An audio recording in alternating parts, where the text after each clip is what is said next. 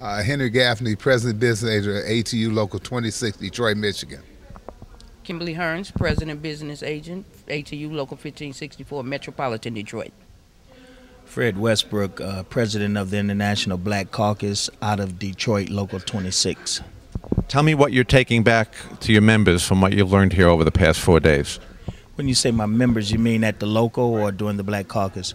Well, basically what I would take back to the members is the involvement that I had here in the learning and the training that community groups can help us in our endeavors and our campaigns for regional transit, for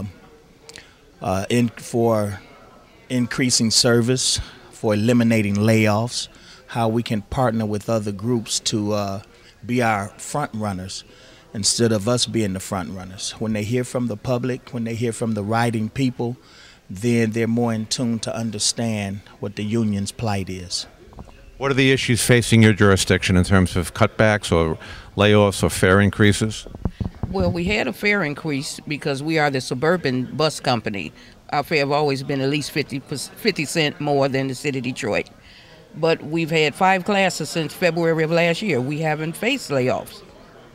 So we're doing quite well in the suburban area. What's something that you did not expect to hear this week, something that delighted you, something that was a surprise that your members will be interested in, that you were interested in? Well, my main thing is realizing the help that we could get from community. And when you go into the fight and know that you don't have to be fighting by yourself, that these are other people that are for transportation, and getting involved with them will help your fight more. So when you go, it's not just you, it's this community group, this community group. And as you know, politicians listen more when there's a lot of people involved.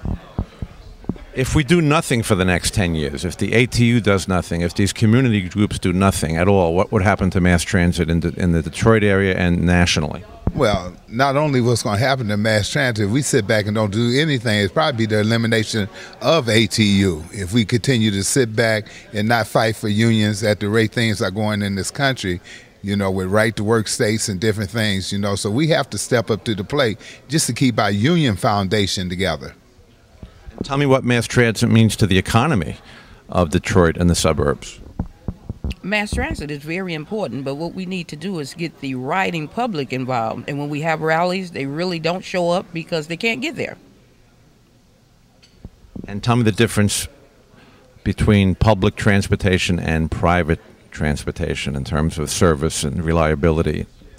Well, with public... I don't mean private that are unionized, I mean private that are non-unionized. And yeah, I think I understand. The public transportation, you have people that you can sort of like challenge to make sure that you're having productive, efficient, and effective service. It's people that are accountable. But with private transportation, you have companies out there that's only into it for profits. And instead of increasing service, which would diminish their profit, they wouldn't increase service. Anything that would take away from their profit, such as improving the service, improving the equipment, making benefits and wages more enticing to workers, they wouldn't do because it would diminish their profit. So it's better to have public transportation. It's better to have public transportation where you can make city officials accountable. I saw you nodding your head in agreement with Fred. You want to add anything to that? No. Well, and I mean, well, he's correct, because one thing, when you deal with private on those lines that don't have a large volume of people that are riding, they're going to eliminate those lines. You know, so there's seniors and things where it may only be so many a day. They're not going to have a way to get out the house and have nowhere to go because their line is going to be eliminated.